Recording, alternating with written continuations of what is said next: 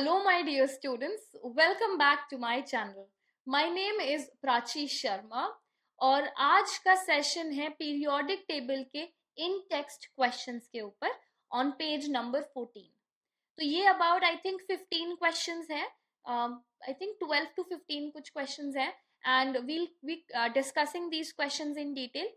अगर आपने क्वेश्चंस अभी तक खुद से अटेम्प्ट नहीं करे हैं तो भी कोई बात नहीं, बट अगर कॉन्सेप्ट समझ रखा है तो भी आपको क्वेश्चन समझ में आ जाएंगे. बट हमेशा ये बेनिफिशियल रहता है कि आप इंटेक्स क्वेश्चंस की वीडियो देखने से पहले एक बार क्वेश्चंस अटेम्प्ट करके देख लें, तो आपको ये पता चल जाएगा कि क्या कॉन्सेप्ट आपको समझ में आया भी या नहीं. ठीक है. So if there is anything else that means कि ये जो सीरीज चल रही है ये आप अपने दोस्तों के साथ भी शेयर करें, जिसमें कि हम 4 मंथ्स में पूरा सिलेबस केमिस्ट्री का थॉरली कवर अप करने वाले हैं. बीच में हम कोई डाउट सेशंस भी करेंगे, हम बीच में टेस्ट पेपर्स भी पोस्ट आउट करेंगे. So please make sure that you stay up to date with everything. Telegram का चैनल भी ज्वाइन करें और आप चैनल यूट्यूब के चैनल को भी सब्सक्राइब करें. कोई भी अपडेट्स आती हैं, कुछ भी है, आप मिस आउट मत करिए. I am there to guide you through the whole process of understanding and learning chemistry and making sure that you score 95 plus in chemistry at the end of the year. अगर आप सारी tips and tricks follow करेंगे तो आप 100 भी ला सकते हैं, कोई बड़ी बात नहीं है. पर मेकिंग श्योर कि आप स्टार्टिंग से एफर्ट्स डाल रहे हैं, जितनी भी मैं सजेशंस और एडवाइसेस दे रही हूँ आप फॉलो कर रहे हैं. कोई भी आपको डाउट आ रहा है तो आप रीच आउट कर रहे हैं, डाउट अपने पास नहीं रख रहे, तो भी आपको बेनिफिट होगा. So, as I always say, without wasting any more time, let's get started with today's session. Alright students, so आज का सेशन स्टार्ट करते हैं.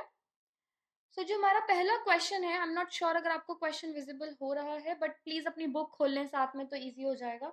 So फर्स्ट क्वेश्चन इज कि what define the term ionization potential. ठीक है students, मैंने काफी सारी डिटेल्स आंसर्स के साथ में लिखी हैं. एग्जाम में कैसे रिप्रेजेंट करना है, किस तरीके से आपको आंसर लिखना चाहिए फॉर स्कोरिंग फुल मार्क्स और कोई नंबर ना छूटे आपका, तो वो भी मैंने एक्सप्लेन किया है यहाँ पे. तो प्लीज मेक श्योर आप नोट्स ढंग से बना रहे हैं. अगर वीडियो के साथ साथ नहीं बना पा रहे तो स्क्रीनशॉट ले लीजिए, पर मेक श्योर कि आपके पास ये कंटेंट हो. अब define the term ionisation potential. Ionisation potential वो एनर्जी है जो किसी एटम को हम प्रोवाइड करते हैं ताकि हम इलेक्ट्रॉन को बाहर निकाल सके. ठीक है. अब अगर मान लीजिए कि आपके पास आउटर मोस्ट शेल में एक ही इलेक्ट्रॉन है, वो एटम अपना इलेक्ट्रॉन देने के लिए ही बैठा है, तो आयनाइजेशन एनर्जी कम लगेगी. अगर इलेक्ट्रॉन ज्यादा है और आपको जबरदस्ती इलेक्ट्रॉन निकालना पड़ रहा है तो आपकी आयनाइजेशन एनर्जी ज्यादा लगेगी. ठीक है. So the energy required to remove an electron from a neutral isolated gaseous atom and convert it into a positively charged gaseous ion is called ionization energy. ठीक है, ionization energy समझ में आई. अगला part है क्वेश्चन का, represent it in the form of an equation in which unit is it measured. तो आप equation की फॉर्म में कैसे लेंगे? m कोई भी एक एलिमेंट है plus ionisation energy gives you m plus, मतलब उसका पॉजिटिव आयन प्लस इलेक्ट्रॉन निकल गया बाहर. ये आपकी इक्वेशन बन गई. m can be any element and it is measured in electron volts per atom and its SI unit is kilojoule per mole. ठीक है. अगला क्वेश्चन करते हैं. Ionization potential values depends upon atomic size and nuclear pull. Explain. तो पहले इसे एकदम अपनी सीधी भाषा में समझते हैं. मैंने अभी आपको बताया कि आयनाइजेशन वो एनर्जी है जो हम प्रोवाइड करते हैं एक एटम को ताकि उससे हम इलेक्ट्रॉन बाहर खींच सके. ठीक है. अब जो वो एटम है उसकी इलेक्ट्रॉन्स के ऊपर जो कंट्रोल है वो किन बातों पे डिपेंड करता है. जो हेड ऑफ द फैमिली है उसका कंट्रोल इस बात पे डिपेंड करता है, पहली चीज कितनी जनरेशंस हैं, मतलब कितने शेल्स हैं, एटॉमिक साइज. अगर ज्यादा है तो उसका जो स्ट्रेंथ है, जो उसका होल्ड है आउटर मोस्ट शेल पे, वो कंपैरेटिवली कम हो जाएगा. ठीक है, ये पहली चीज. दूसरी चीज न्यूक्लियर पुल पे. न्यूक्लियर पुल मतलब उसके सेंटर में कितने प्रोटॉन्स अवेलेबल हैं, मतलब कितने प्रोटॉन्स प्रेजेंट हैं जो ओवरऑल आपके एटम को कंट्रोल करके बैठे हैं। तो न्यूक्लियर पुल भी जितना ज्यादा होगा उतना छोटा आपका एटॉमिक साइज होगा, छोटा हो जाएगा, और उतना ही स्ट्रॉन्ग होल्ड होगा आउटर मोस्ट शेल पे और उसके इलेक्ट्रॉन्स पे। ठीक है, तो सबसे पहले एटॉमिक साइज वाला पार्ट रीड करते हैं।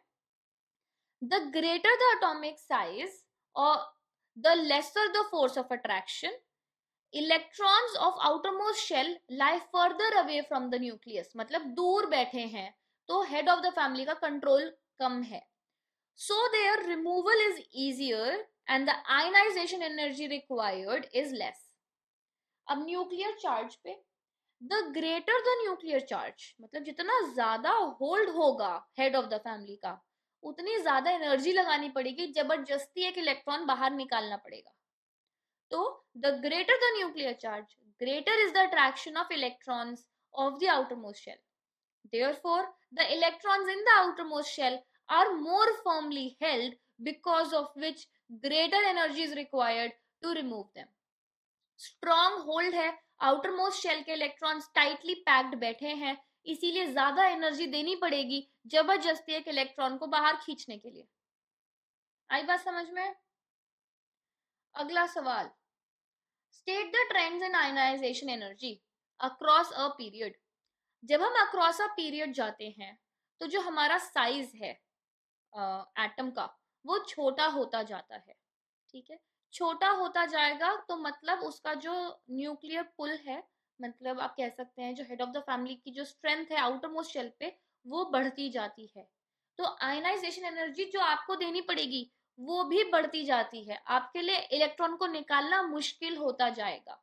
तो इसीलिए अक्रॉस अ पीरियड हमेशा आपको ज्यादा एनर्जी देनी पड़ेगी। जब आप डाउन द ग्रुप आते हैं तो नंबर ऑफ शेल्स बढ़ते जाते हैं, मतलब इलेक्ट्रॉन एटम का ना साइज बढ़ता जा रहा है। जब एटम का साइज बढ़ेगा तो आउटर मोस्ट शेल के जो इलेक्ट्रॉन हैं वो बड़े प्यार से बाहर निकल जाएंगे, तो कम एनर्जी दोगे तब भी निकल जाएंगे। इसी वजह से जब हम डाउन द ग्रुप आते हैं तो आयनाइजेशन एनर्जी कम होती जाती है। अब इनका थ्योरी पढ़ लेते हैं। Ionisation energy increases as we move from left to right across a period as the atomic size decreases। और इसका B part, ionization energy decreases down the group as the atomic size increases। जैसे जैसे atomic size बढ़ता जा रहा है हमारी ionization energy कम होती जाएगी। अगला question number 4, name the elements with highest and lowest ionization energies in first 3 periods।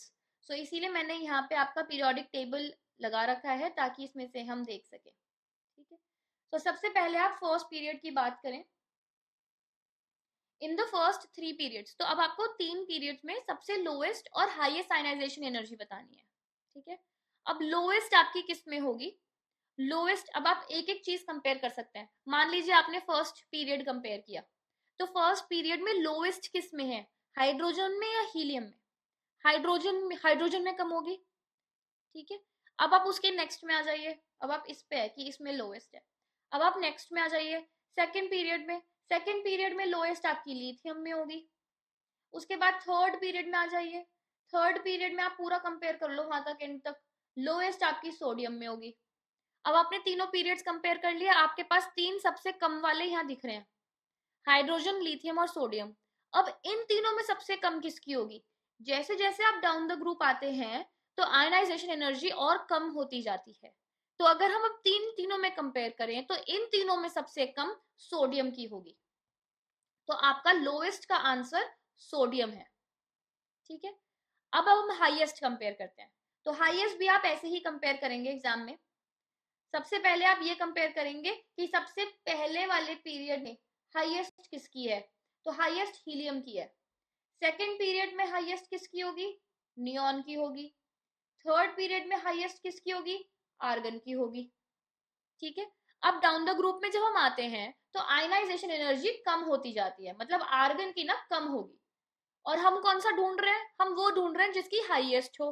तो हाईएस्ट भाई हीलियम की होगी, सबसे ऊपर है हाईएस्ट हीलियम की।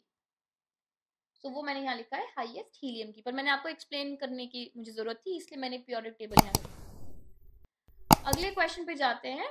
Question number 5, arrange the elements of second and third period in increasing order of ionisation energy. बहुत ही सिंपल है, पीरियोडिक टेबल डायरेक्ट सामने लगा है। सेकेंड पीरियड में आपको इंक्रीजिंग ऑर्डर में लगाना है, तो लिथियम से स्टार्ट करेंगे, पूरा का पूरा आपका पीरियड डायरेक्ट आ जाएगा यहाँ लाइन से। और वैसे ही थर्ड पीरियड, क्योंकि जब हम अक्रॉस द पीरियड जाते हैं तो हमारी आयनाइजेशन बढ़ती जाती है, तो exactly same as two is सीधी सीधी लिख दो पूरी की पूरी पीरियड। ठीक है, अगला question, question 6, define the term electron affinity, state its unit. अब इलेक्ट्रॉन एफिनिटी हमारी शुद्ध हिंदी भाषा में वो एनर्जी है जो कि एक एटम रिलीज करता है जब एक इलेक्ट्रॉन उसमें ऐड होता है। मतलब जब आप इलेक्ट्रॉन उसमें से निकालोगे तो आपको एनर्जी देनी पड़ती है उसको, उसको कहते हैं आयनाइजेशन पोटेंशियल। जब एक इलेक्ट्रॉन जब एक एटम एक इलेक्ट्रॉन को एक्सेप्ट करता है तो वो एक एनर्जी रिलीज करता है, उसे बोलते हैं इलेक्ट्रॉन एफिनिटी। ठीक है,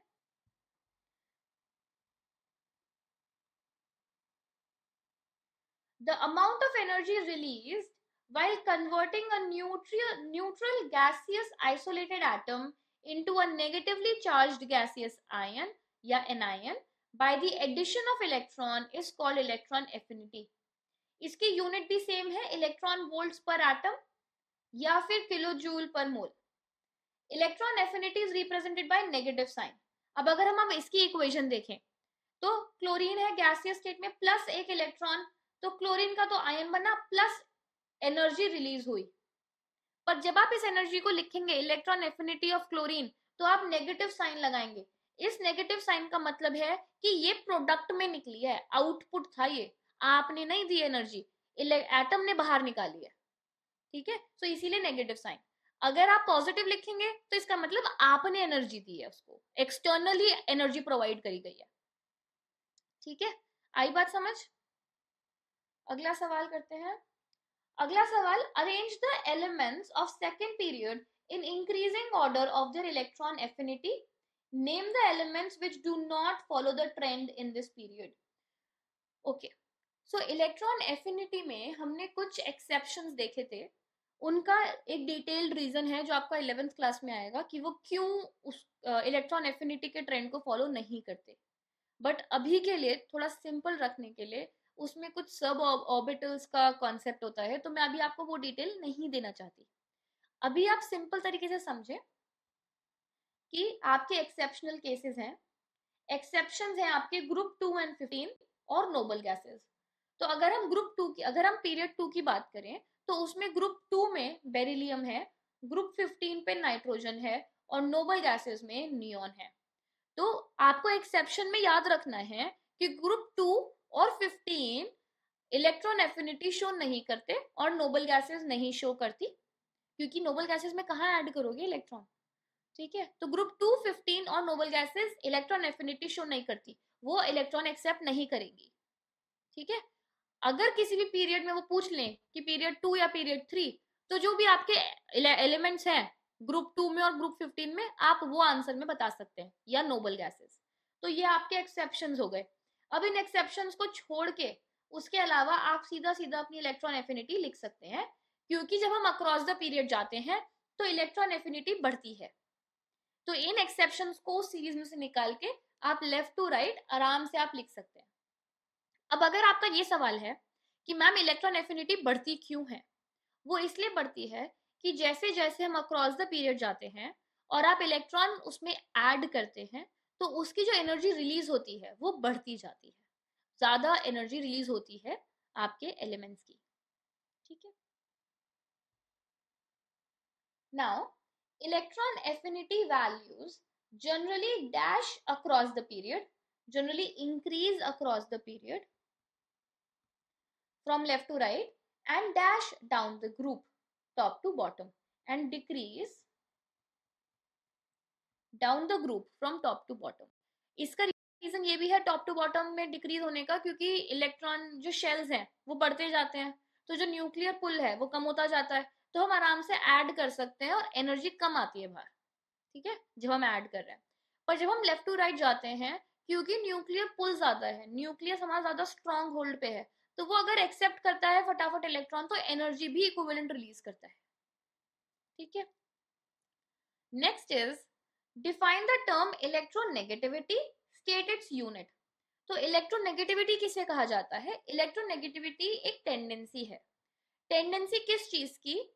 किसी भी शेयर्ड पेयर ऑफ इलेक्ट्रॉन को अपनी तरफ खींच के रखने की।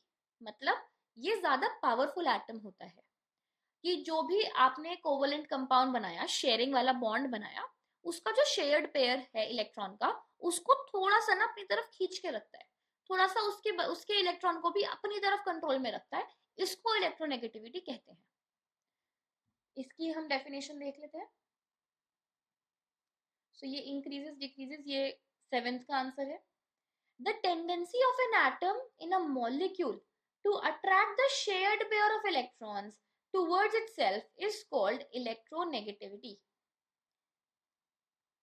इसका उन्होंने ऐसा यूनिट वगैरह कुछ पूछा है? स्टेटेड ऐसा यूनिट, इसका कोई ऐसा यूनिट नहीं है, क्योंकि ये एक टेंडेंसी है, ये आप कैलकुलेट नहीं करते, ये कोई एनर्जी नहीं है। B part, among the elements given below, the element with least electronegativity is, तो लिथियम, बोरॉन, कार्बन और फ्लोरीन, ये आपके क्वेश्चन में दे रखे हैं। तो आप ये सीधा सीधा अपने पीरियोडिक टेबल से कंपेयर कर सकते हैं। जितना ज्यादा हम नॉन मेटल्स की तरफ जाते हैं उतनी इलेक्ट्रोनेगेटिविटी बढ़ती जाती है। ऐसा क्यों? क्योंकि जैसे जैसे हम टुवर्ड्स अक्रॉस द पीरियड जाते हैं, हमारे शेल में, आउटर मोस्ट शेल में नंबर ऑफ इलेक्ट्रॉन भी बढ़ते जाते हैं। तो उसका ना इलेक्ट्रॉन को एक्सेप्ट करने की टेंडेंसी बढ़ जाती है। तो अगर वो शेयर्ड पेयर भी बनाएगा, मतलब अगर वो शेयरिंग बॉन्ड भी बनाएगा, तब भी वो ये ट्राई करेगा कि वो जो शेयर्ड पेयर है उसको अपनी तरफ खींच के रखूं। क्योंकि उसकी टेंडेंसी है इलेक्ट्रॉन को कैच करने की, एक्सेप्ट करने की, ठीक है। तो इस केस में आपका आंसर होगा lithium. The most electronegative element from the following, so जितना ज्यादा हम नॉन मेटल्स की तरफ हैं उतना ज्यादा इलेक्ट्रोनेगेटिविटी होगी। तो इस केस में सीधा सीधा आपका आंसर क्लोरीन होगा। एक बार नीचे आंसर आपके देख लीजिए। तो ये आपका लिथियम हो गया बी पार्ट का और क्लोरीन हो गया सी पार्ट का। आई थिंक इतने ही है यहाँ पे इस वाले पेज पे। नेक्स्ट पेज पे आते हैं। Alright students, so question number 9 से स्टार्ट करते हैं। ये आपके गिव रीजंस के क्वेश्चंस हैं, तो मैं आपको ये प्रॉपरली हिंदी में एक्सप्लेन करूंगी और उसके बाद हम आंसर रीड करेंगे कि एग्जाम में कैसे लिखना है, ठीक है। तो सबसे पहला है group 17 elements are strong non metals while group 1 elements are strong metals. बहुत ही सीधा सीधा सवाल है और बहुत बार रिपीट होता है ऐसे टाइप का क्वेश्चन, तो आपको अब थोड़ा समझ में आना चाहिए। ग्रुप 17 में आउटर मोस्ट शेल में 7 इलेक्ट्रॉन्स होते हैं, तो उनकी टेंडेंसी है इलेक्ट्रॉन को एक्सेप्ट करने की। तो नॉन मेटल्स की टेंडेंसी होती है इलेक्ट्रॉन एक्सेप्ट करने की। ग्रुप 1 के आउटर मोस्ट शेल में होता है 1 इलेक्ट्रॉन, उनकी टेंडेंसी होती है इलेक्ट्रॉन को डोनेट करने की, ठीक है। सो इसीलिए ग्रुप 17 के ज्यादा नॉन मेटल्स हैं, मतलब स्ट्रॉन्ग नॉन मेटल्स हैं, और ग्रुप 1 के स्ट्रॉन्ग मेटल्स हैं। अब इसका आंसर रीड करते हैं। On moving across a period, nuclear pull increases, because of which the increase in atomic number and thus the atomic size decreases. Hence, elements cannot lose electrons easily. Hence, group 17 are strong non-metals, while group 1 elements are strong metals. समझ में आया आपको? When we are moving across the period, तो nuclear pull बढ़ता जाता है और आपका atomic number भी बढ़ता जाता है। आपका जो एटॉमिक साइज है वो डिक्रीज होता जाता है, क्योंकि न्यूक्लियस ज्यादा स्ट्रांगली आपके आउटर मोस्ट शेल को होल्ड करता है, ठीक है। इसी वजह से as you move across the period electron accept करने की कैपेबिलिटी ज्यादा बढ़ जाती है रादर देन डोनेटिंग। अगले पार्ट पे आते हैं। अगला part is metallic character of elements decreases from left to right in a period while it increases is moving down the group. तो जब मेटालिक कैरेक्टर हम लेफ्ट टू राइट मूव करते हैं तो उस केस में दो तीन चीजें हैं। सबसे पहले तो चीज ये है कि आउटर मोस्ट शेल में जो इलेक्ट्रॉन्स हैं वो बढ़ने लगते हैं। तो मेटालिक कैरेक्टर तो डोनेशन वाली बात है ना, तो ऐसा तो है नहीं कि आपके पास 4-5 इलेक्ट्रॉन्स हैं तो आप इजीली डोनेट कर पाएंगे, आप डोनेट नहीं कर पाएंगे। सो मेटालिक कैरेक्टर डिक्रीज होने लगता है और नॉन मेटालिक कैरेक्टर बढ़ने लगता है when we are moving across a period. ठीक है, पर जब हम टॉप टू बॉटम आते हैं डाउन अ ग्रुप, तो जो नंबर ऑफ शेल्स हैं वो बढ़ते हैं। तो जो आउटर मोस्ट शेल पे न्यूक्लियस का होल्ड है वो कम होने लगता है। तो जो आउटर मोस्ट शेल का इलेक्ट्रॉन है ना, वो डोनेट करना आसान हो जाता है। तो इसीलिए metallic character down the group में बढ़ता है। ठीक है, सो इसे रीड करते हैं, आराम से तसल्ली से पढ़िए। I am trying to fit the whole answer on the screen. Okay. On moving across a period, nuclear pull increases because of because of the increase in atomic number, and thus the atomic size decrease. Atomic size छोटा हो गया, hence elements cannot lose electrons easily. Hence, group 17 elements are strong non-metals, while group 1 elements are strong metals. जब हम down the group आते हैं, the atomic size increases and the nuclear charge also increases. दोनों चीजें increase तो हो रही हैं, पर जो atomic size है उसका increase होना over power कर जाता है nuclear charge को increase होने से।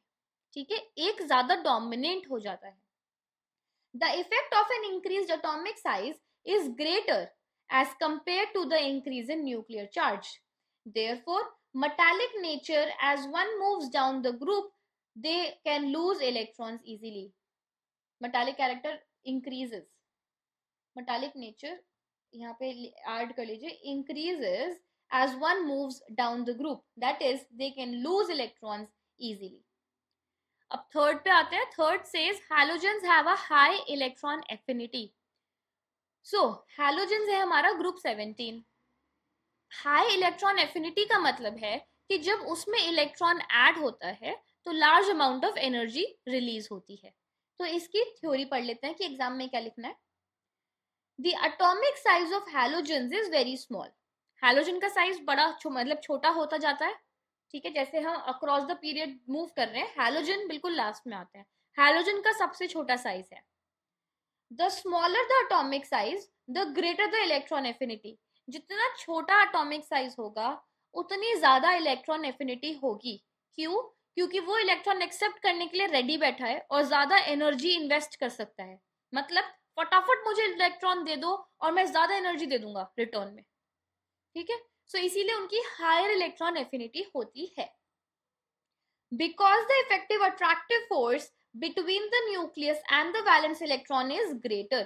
जो outermost shell में electrons है और जो nucleus है, इन दोनों के बीच में attractive force strong है। And so the electrons are held firmly. इसी वजह से आपकी इलेक्ट्रॉन एफिनिटी ज्यादा होती है। नाउ इसका डी पार्ट देख लेते हैं। The reducing power of an element increases down in the group while decreases in a period. Reducing power, the reducing power of an element increases down in the group while it decreases in a period. Reducing power क्या होती है? जब भी हम कोई भी atom अपना electron donate कर दे और पॉजिटिव आयन फॉर्म कर ले, मतलब कैटायन बन जाए, उसको हम रिड्यूसिंग पावर कहते हैं। Loss of electrons is the reducing power, reduction. ठीक है,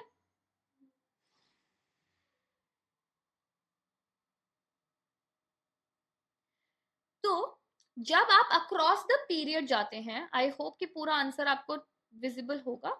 तो जब आप अक्रॉस द पीरियड जाते हैं, इलेक्ट्रॉन्स को लूज करने की कैपेबिलिटी कम होती जाती है। इसी वजह से when you are moving across, दोबारा से क्वेश्चन पे आ जाते हैं। The reducing power of an element increases down the group while decreases in a period. तो when you are moving down the group, तो उस केस में इलेक्ट्रॉन को डोनेट करने की कैपेबिलिटी बढ़ती जा रही है, इस वजह से it is increasing and it decreases in a period. जैसे आप अक्रॉस द पीरियड जाते हैं तो जो भी एटम है वो इलेक्ट्रॉन डोनेट करने की कैपेबिलिटी खत्म करता जाता है, इसी वजह से उसकी रिड्यूसिंग पावर डिक्रीज होती जाती है। ठीक है, आई होप आपको रिड्यूसिंग पावर तो समझ में आई होगी। इलेक्ट्रॉन का एटम से बाहर आना इज रिड्यूसिंग पावर, केटायन बन जाना इज रिड्यूसिंग पावर। अब इसका एक्सप्लेनेशन पढ़ते हैं। The reducing property depends on the ionization potential and electron affinity of the elements. In a period from left to right in a horizontal row of the periodic table, the atomic size decreases and the nuclear charge increases. So the electron affinity and ionization energy both increase. ठीक है? Hence, the tendency to lose electrons decreases across the period. जब आप across the period आ रहे हैं तो electrons को loose करने की टेंडेंसी कम होती जा रही है from left to right, and thus the reducing property also decreases across the period from left to right. अब इसी चीज का ऑपोजिट होगा down the group. The electron affinity and ionization potential decreases along the group from top to bottom. Hence, the tendency to lose electrons increases, and thus the reducing property also increases along the group from top to bottom. ठीक है, theoretical है, please इनके notes बना लीजिए, अच्छे से concept को समझिए, तभी ये थ्योरी समझ में आएगी, नहीं आएगी तो भाई हम बैठे हैं बताने के लिए। Size of atoms progressively becomes smaller when we move from sodium to chlorine in the third period of the periodic table. Students, मैंने आपको इतने सारे रीजनिंग क्वेश्चंस बता दिए हैं, इसका आंसर आप मुझे लिख के बताएंगे, और अगर नहीं आएगा तो मैं बता दूंगी, कोई दिक्कत नहीं है, पर आप ट्राई करेंगे। आप इसका आंसर लिखिए, या तो आप नीचे कमेंट बॉक्स में लिख के भेजें, अगर आप नीचे कमेंट बॉक्स में नहीं लिखना चाहते आप मुझे ईमेल कर दीजिए at psclassesicsc@gmail.com। अगर आपको वो भी नहीं करना तो आप मुझे टेलीग्राम पे मैसेज करिए, पर इसका आंसर आप एग्जाम में कैसे लिखेंगे आप वो मुझे लिख के भेजेंगे। मैं आपको कॉन्सेप्ट बता देती हूँ। कॉन्सेप्ट ये है कि जब आप अक्रॉस द पीरियड मूव करते हैं तो उस केस में आपका एटॉमिक साइज छोटा होता जाता है। क्यों होता जाता है? क्योंकि न्यूक्लियर पुल बढ़ता जाएगा, एटॉमिक साइज इसलिए छोटा होता जाएगा।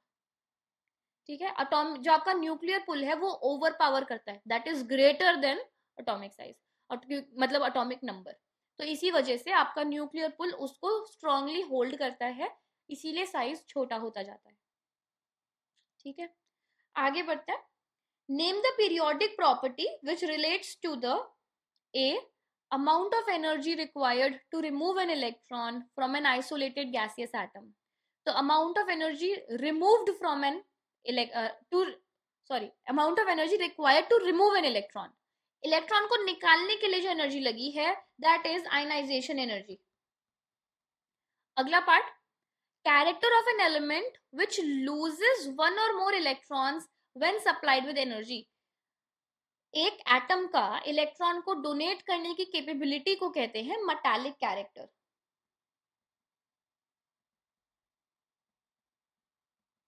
Tendency of an atom in a molecule to attract the shared pair of electrons. Tendency of an atom shared pair को अपनी तरफ खींचने की, इसको बोलते हैं इलेक्ट्रोनेगेटिविटी।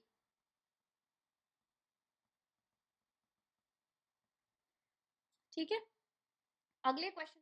चलिए स्टूडेंट्स, आज का सेशन आगे कंटिन्यू करते हैं। क्वेश्चन नंबर 11 पे आते हैं। सो क्वेश्चन 11 एंड 12, ये क्वेश्चंस बहुत ध्यान से सुनिएगा, ये दोनों टाइप के क्वेश्चंस हैं जो आपके एग्जाम में आते हैं।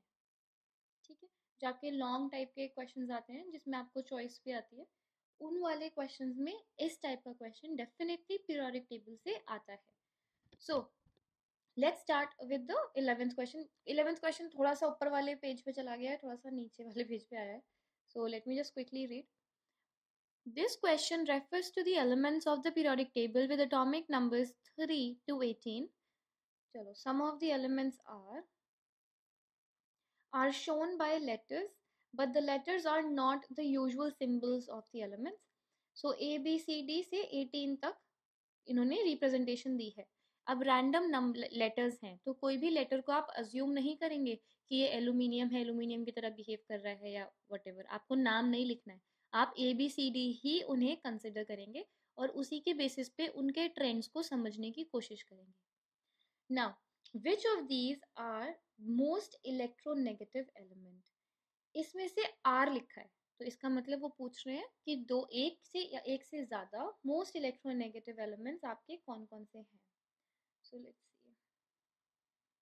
Okay, so most electronegative element, so यहाँ R नहीं होना चाहिए, is most electronegative element. So इस केस में जब आप देखें, तो जब आप लेफ्ट टू राइट मूव करते हैं तो उस केस में आपकी इलेक्ट्रोनेगेटिविटी इंक्रीज होती जाती है, करेक्ट। जब आप नंबर 10 पे आए, अगर आपको यहाँ कंफ्यूजन है 9 और 10 में, क्योंकि एटॉमिक नंबर्स हैं, तो यहाँ पे आप एक बार उसका इलेक्ट्रॉनिक कॉन्फ़िगरेशन लिख सकते हैं और ये हो जाएगा आपका 2 8। सो इस बात से आपको ये पता चल गया कि ये वाले जो हैं ये आपके इनर्ट गैसेस वाला सेक्शन है, और जो आपका उससे पहले है this one is your halogens वाला ग्रुप। सो 2 7, क्योंकि लास्ट में 7 इलेक्ट्रॉन्स हैं, तो जो आपका G होगा that will be the most electronegative element.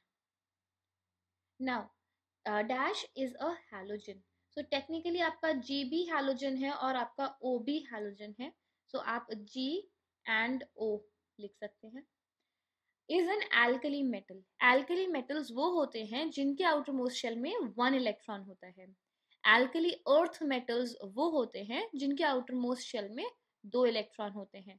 So इस केस में हम फर्स्ट ग्रुप की बात कर रहे हैं। सो आपके एल्कली मेटल्स हैं A and I। Dash is an element with valency 4। So technically अगर आप पीरियोडिक टेबल की बात करें तो वैलेंसी 4 में आपका कार्बन आता है, वो वाला ग्रुप आता है। अब इस केस में आप यहाँ पे इजीली देख सकते हैं कि 2 4, so this section D and L ये आपके वैलेंसी 4 वाले हैं, but it is saying is an element with valency 4, तो D और L में आप कोई भी लिख सकते हैं। सो मान लीजिए आपने एक्चुअली नॉट कार्बन, आपने लेट्स से D लिख दिया, ठीक है। हैव लीस्ट आयनाइजेशन एनर्जी, अब आयनाइजेशन एनर्जी होती है वो एनर्जी जो हमें एटम को देनी पड़ती है इलेक्ट्रॉन को रिमूव करने के लिए, ठीक है। अब लीस्ट होती है मेटल्स में, ठीक है। मेटल्स में भी जब हम top to bottom down the group आते हैं तो आयनाइजेशन एनर्जी कम होती जाती है। तो सबसे पहले आप आ जाइए स्ट्रॉन्ग मेटल्स वाले ग्रुप में, मतलब ग्रुप 1 में। और ग्रुप 1 में भी जो नीचे वाले एलिमेंट होंगे वो आपके लो एनर्जी वाले होंगे, लो आयनाइजेशन एनर्जी। तो इसका मतलब पहले तो आप ग्रुप 1 में आ जाओ, ग्रुप 1 में A और I है, और उसमें भी डाउन द ग्रुप एनर्जी कम होती जाती है, तो I is the correct answer. Have least atomic size in period 3। अब अगर आप पीरियड 3 की बात करें, so period 3 is this one. अब इसमें लीस्ट एटॉमिक साइज किसका होगा? जब हम अक्रॉस द पीरियड जाते हैं तो साइज डिक्रीज होता जाता है, पर लास्ट में आके जो इनर्ट गैसेस हैं उसका साइज स्लाइटली बड़ा हो जाता है। इसका मतलब कि इनर्ट गैसेस से जस्ट पहले वाला जो एलिमेंट होगा आपका वो लीस्ट साइज का होगा, तो इस केस में आपका आंसर इज O। अब आप एग्जाम में तरीके से लिखेंगे तो आपके एग्जाम में तरीके से आंसर्स ऐसे आने चाहिए, लेट्स मैच अप एवरीथिंग, कि हमने सारे पार्ट्स आंसर कर दिए हैं। सो यू हैव G, फिर आपका G and O, A and I है, फिर आपका D है। अगर इज एन एलिमेंट है तो आप D लिख दीजिए, अगर उसमें क्वेश्चन में लिखा है एलिमेंट्स कौन कौन से हैं तो आप D एंड L लिख सकते हैं। लीस्ट आपका आयनाइजेशन एनर्जी वाला हो गया I, और F वाले पार्ट का हो गया आंसर O। ठीक है, हो गया ये पार्ट खत्म। इसी तरीके से आपके ये 5 नंबर का 4 नंबर का क्वेश्चन आ जाता है, ठीक है। कई बार वो प्री बोर्ड्स में, क्योंकि सिलेबस पूरा आता है तो उसमें तो वो लॉन्ग आंसर टाइप में एज इट इज पूछ लेते हैं, बट उससे पहले जो आपके मिड टर्म्स हैं उसमें जब वो लॉन्ग आंसर टाइप बनाते हैं तो कई बार पीरियोडिक टेबल के वो लॉन्ग आंसर्स में 4-5 नंबर का क्वेश्चन आराम से डाल देते हैं, और वो इसी टाइप का होगा। आपको कॉन्सेप्ट पता होना चाहिए और पीरियोडिक टेबल में कॉन्सेप्ट को घुमाना आना चाहिए कि यहाँ से ऐसे जाएगा और ऊपर से नीचे ऐसे आएगा। अगर इतना आता है तो क्वेश्चन कहीं नहीं गया, पूरे नंबर आएंगे।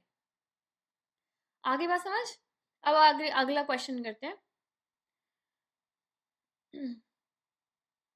ओके, अगला क्वेश्चन है, a group of elements in the periodic table are given below. Boron is the first member of the group and thallium is the last.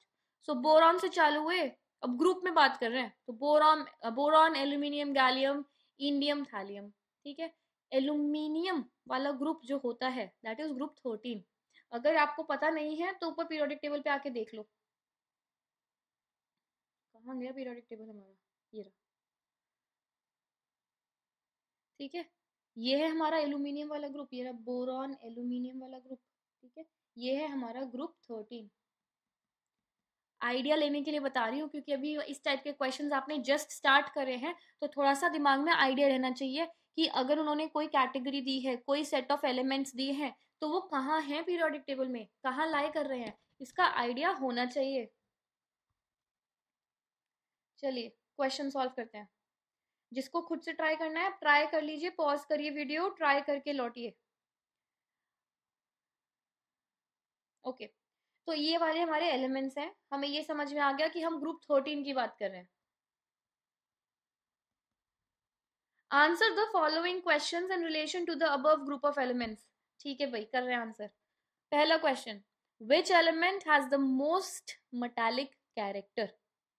Okay, most metallic character, metallic character होता है आसानी से electron दे दो, donate कर दो.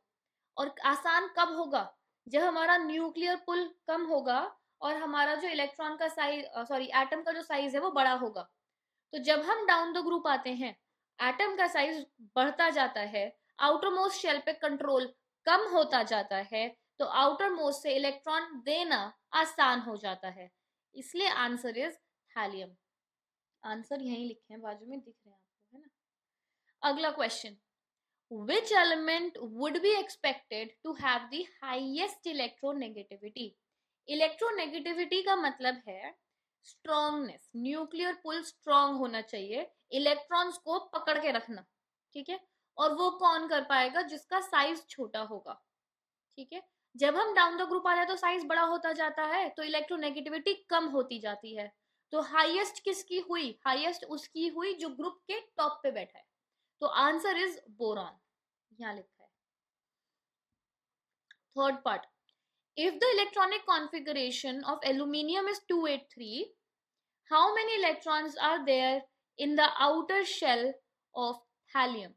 अब इस question में मेरे को काफी स्टूडेंट्स ने ये पूछा है कि मैम थैलियम का हमें एटॉमिक नंबर नहीं पता. स्टूडेंट्स, एटॉमिक नंबर पता होने की जरूरत ही नहीं है आपको, उन्होंने एल्यूमिनियम की इलेक्ट्रॉनिक कॉन्फ़िगरेशन दे रखी है डायरेक्टली, उसके आउटर मोस्ट में 3 है, तो थैलियम के आउटर मोस्ट में भी 3 इलेक्ट्रॉन्स ही होंगे. डायरेक्ट है आंसर. तो कितने वैलेंस इलेक्ट्रॉन्स हैं थैलियम में, 3. अगला question, the atomic number of boron is 5. Right chemical formula of the compound formed when boron reacts with chlorine. बहुत सिंपल है, बोरॉन का एटॉमिक नंबर है 3. यहाँ नीचे सॉल्व करते हैं. ठीक है, बोरॉन का एटॉमिक नंबर है 5, इलेक्ट्रॉनिक कॉन्फ़िगरेशन है 2 3. सो बोरॉन के ऊपर चार्ज क्या है, +3. +3 क्यों, क्योंकि उसकी वैलेंसी 3 है और 3 इज 4 से लेस, तो इसका मतलब डोनेशन की कैपेबिलिटी ज्यादा रहेगी. क्लोरीन का जो ऊपर चार्ज रहता है वो होता है -1. सो अगर आप बोरॉन और क्लोरीन का कंपाउंड बनाओगे तो आपका बनेगा BCl3. ठीक है, ये उसका क्लोराइड बनेगा. यहाँ पे भी मैंने ये सॉल्व कर रखा है बट दोबारा कर दिया ताकि आपको समझ में आ जाए. अब आ जाते हैं लास्ट पार्ट पे. Will the elements in the group to the right of this boron group be more metallic or less metallic in character? Justify your answer. ये ग्रुप है ग्रुप 14, यहाँ लिखते हैं. ये हम जिस ग्रुप की बात कर रहे हैं वो है ग्रुप 13, ये वाला ग्रुप. ठीक है, जो हम क्वेश्चन में डिस्कस कर रहे हैं. To the right of this group हुआ ग्रुप 14. इसके आउटर मोस्ट शेल में 4 वैलेंस इलेक्ट्रॉन्स चलेंगे. ठीक है, और जब हम अक्रॉस द पीरियड जाते हैं तो जो हमारा मेटालिक कैरेक्टर होता है वो ड्रॉप होता है, मेटालिक कैरेक्टर डिक्रीजेस. ठीक है, तो इसीलिए जब हम ग्रुप 13 से ग्रुप 14 की तरफ आएंगे, क्योंकि 4 वैलेंसी है तो डोनेट करने की कैपेबिलिटी खत्म हो जाएगी, अब वो शेयरिंग पे आ जाएगा, अब कॉम्प्रोमाइजिंग पोजीशन पे है वो, अब वो 4 इलेक्ट्रॉन डोनेट नहीं करेगा, ठीक है। इसीलिए जब हम अक्रॉस द पीरियड जाते हैं तो हमारा मेटालिक कैरेक्टर ड्रॉप हो रहा है, कम हो रहा है। सो वही लिखा है यहाँ पे, E it is less metallic since the size of the atom is small, so the donating capability of atom decreases, hence metallic character decreases। ठीक है स्टूडेंट्स, तो ये हमारे खत्म हो गए in text questions. All right students, so this is it for today's session. आज के सेशन में हमने पढ़ा in text questions for periodic table which were given on page number 14। हमने सारे क्वेश्चंस बहुत डिटेल में डिस्कस करे हैं, मैंने आपको उसके एक्सप्लेनेशंस भी लिख के दी हुई है। फिर भी अगर कोई डाउट है या कंसर्न है तो आप मुझे रीच आउट करेंगे, और आप रीच आउट कैसे करेंगे, या तो आप ईमेल कर दीजिए at psclassesicsc@gmail.com। ईमेल करना नहीं पसंद, नीचे कमेंट कर दो। कमेंट करना नहीं पसंद तो टेलीग्राम पे मैसेज कर दो। पर अगर कोई डाउट है या अगर रीच आउट करना है तो किसी तरीके से करो, अपने डाउट अपने पास मत रखो, मुझे ट्रांसफर कर दो। अब इस सीरीज में अब जो हमारा नेक्स्ट वीडियो आएगा, यहाँ पे हमारा पीरियोडिक टेबल खत्म हो रहा है। इसके बाद जो हमारा पोर्शन बचा है दैट वुड बी हमारी एक्सरसाइजेस। तो एक्सरसाइज आई वुड ट्राई कि मैं 2 पोर्शंस में डिवाइड करके अपलोड करूं। एक और चीज उसके लिए ये इंपॉर्टेंट है कि आप प्लीज अपने कॉन्सेप्ट रिवाइज करके बैठना, क्योंकि एक्सरसाइज बहुत लंबी है तो I would not be able to discuss all the concepts again. मैं सारे कॉन्सेप्ट्स का ब्रीफ दोबारा शायद ना दे पाऊं, बीच बीच में जहाँ रिक्वायर्ड होगा या मुझे लगेगा कि आपको जरूरत है उस रिकैप की तो डेफिनेटली दूंगी। पर फिर भी अगर आप उस एक्सरसाइज के लिए बैठे तो प्लीज अपने पूरे कॉन्सेप्ट्स का रिविजन करके बैठना, ताकि उस वीडियो को देखने का आपको फायदा तो हो। ठीक है students, so this is it for today and I'm going to repeat myself again. Please make sure that you like, subscribe and share the channel with your friends and make them part of the series that we are doing. Thank you so much and we'll catch up in the next session. I hope you have a wonderful day ahead.